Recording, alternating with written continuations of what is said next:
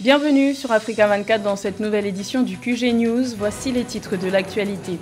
Le Niger annonce le renforcement de son dispositif sécuritaire dans la zone frontalière du Mali.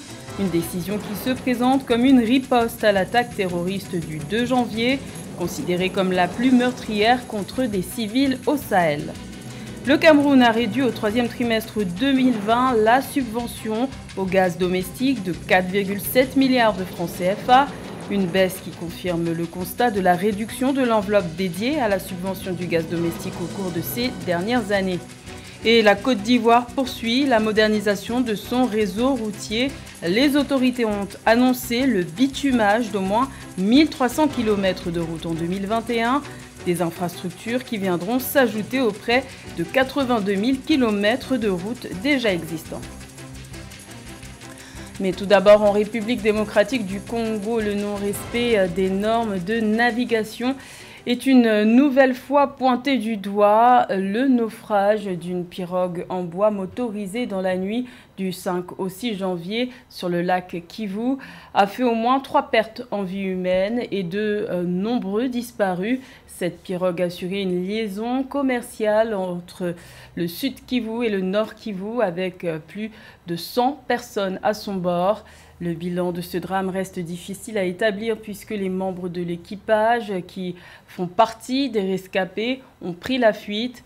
Rappelons que depuis environ 2 ans, les navigations nocturnes des embarcations de fortune sont interdites sur le lac Kivu.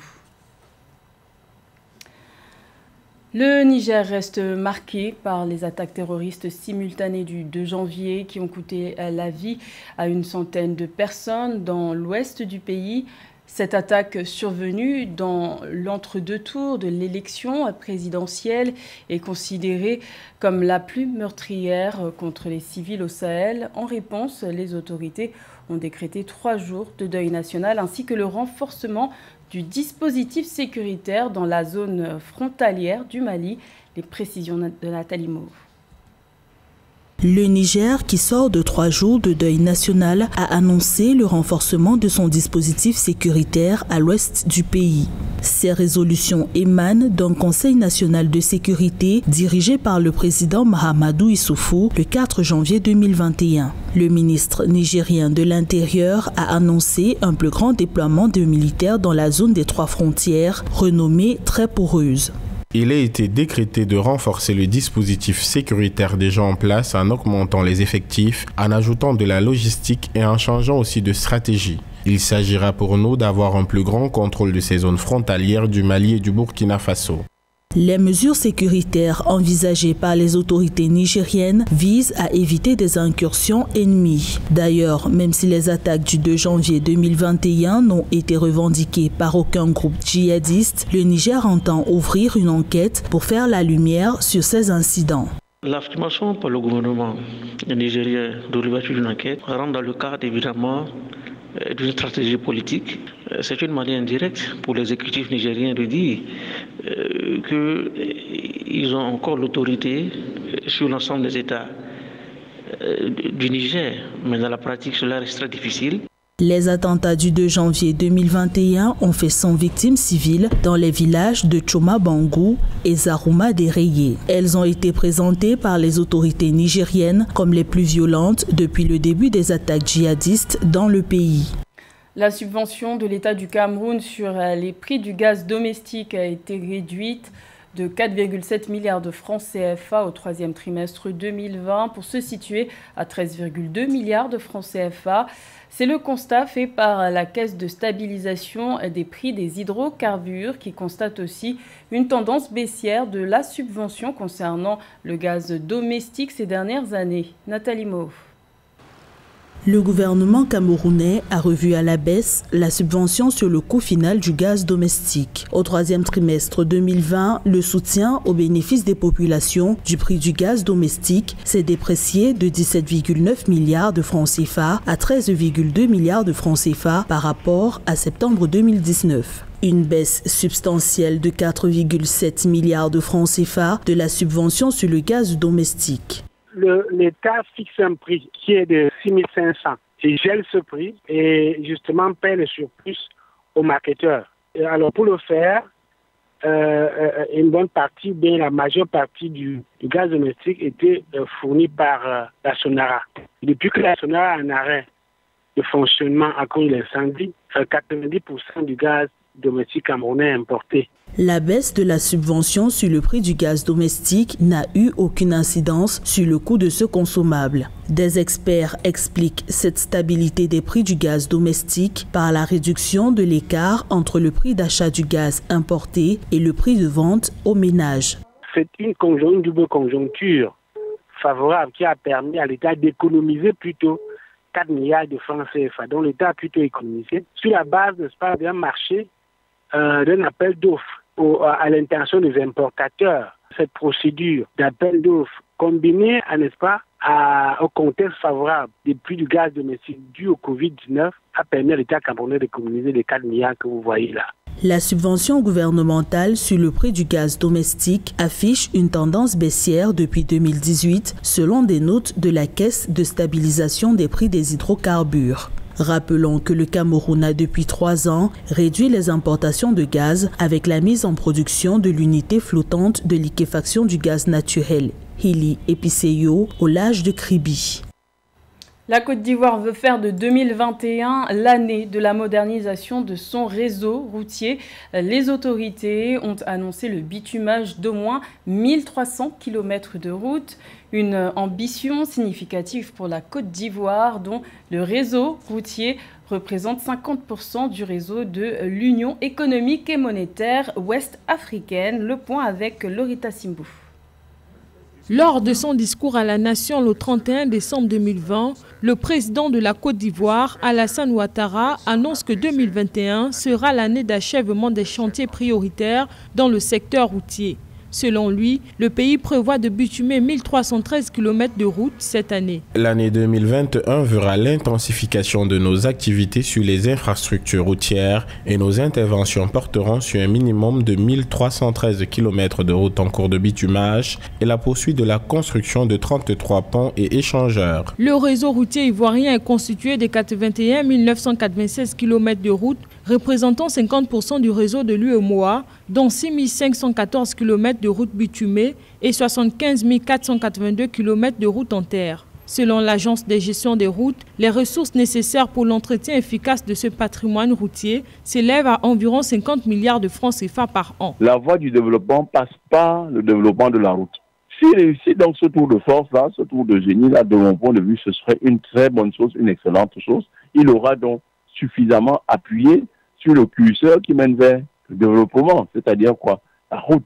Ce n'est pas mal pensé que d'envisager donc d'accélérer le développement non seulement de la Côte d'Ivoire, mais de l'UMOA, de la CEDEAO, en pensant à vous donner, mais j'insiste encore là-dessus, c'est beaucoup d'argent. Si le budget ivoirien peut permettre que cela se fasse, bravo. Mais si ça n'est pas possible, il faudrait également lancer un appel de fonds. En 2020, la Côte d'Ivoire a achevé les travaux de construction de plusieurs nouvelles routes bitumées. Le ministère des Transports du pays évalue son budget de 2021 à 57,605 milliards de francs CFA.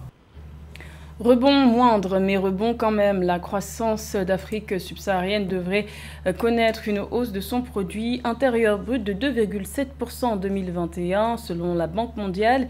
Une perspective encourageante après une année 2020 difficile, année qui a marqué la première récession de la région en 25 ans. Aïssa Toubari. Pour l'année 2020, les perspectives de croissance économique pour l'Afrique subsaharienne sont plutôt encourageantes si l'on se fie aux dernières prévisions de la Banque mondiale publiées mardi 5 janvier 2021. Après une année 2020 très difficile pour la région, la croissance devrait connaître une légère hausse de son produit intérieur brut de 2,7% en 2021 après une chute de 3,7% en 2020. Donc quand on prend en considération les effets de la pandémie du coronavirus sur l'activité économique dans les pays occidentaux, coûts à cause de la pandémie, il y a un ralentissement de l'activité économique dans des pays occidentaux, lequel ralentissement entraîne une faible demande de matières premières en provenance des produits du Sud.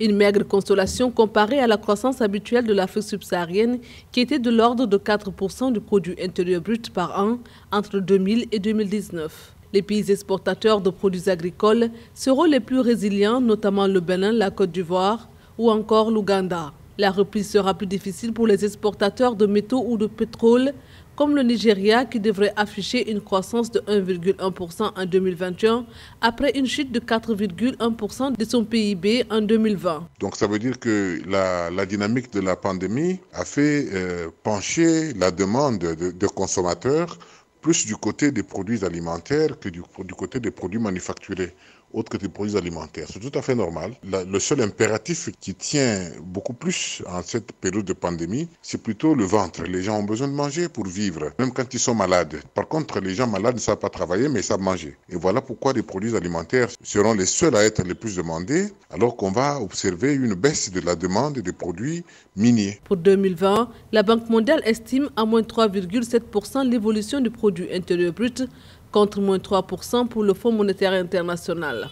Pour 2021, la FMI prévoit un rebond de 3,1%.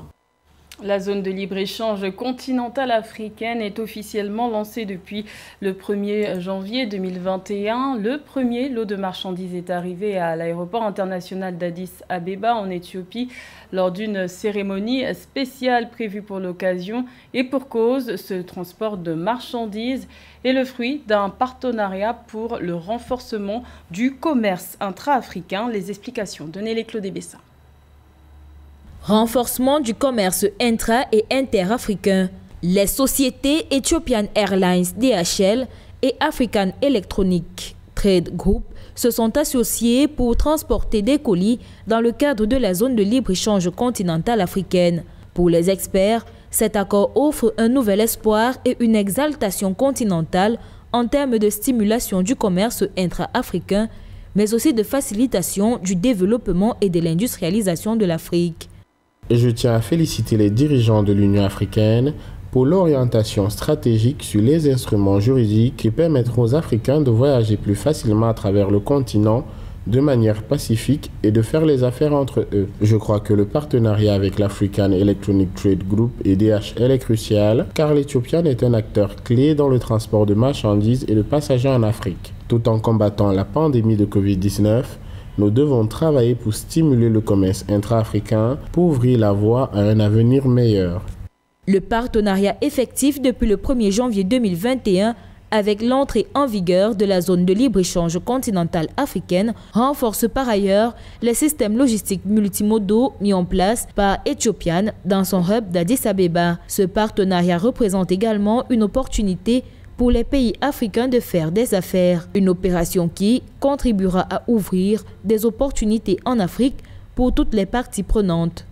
Ce partenariat va aider à optimiser les supply chains africaines et encourager ainsi l'effet de création du commerce et de stimulation des échanges inter- et intra-africains. Il faudrait que ce partenariat qui est scellé puisse se décliner en différents autres partenariats au niveau sous-régional pour que ce soit l'ensemble des chaînes de valeur africaines qui soient optimisées et permettent aux entreprises de stimuler effectivement les échanges et le commerce intra- et inter-africain. Pour les experts, le lien entre un marché africain intégré, la libre circulation des personnes et le marché aérien unique en Afrique constitue un catalyseur pour débloquer d'immenses opportunités en Afrique au profit des Africains et de toutes les parties prenantes de la zone de libre-échange continentale africaine.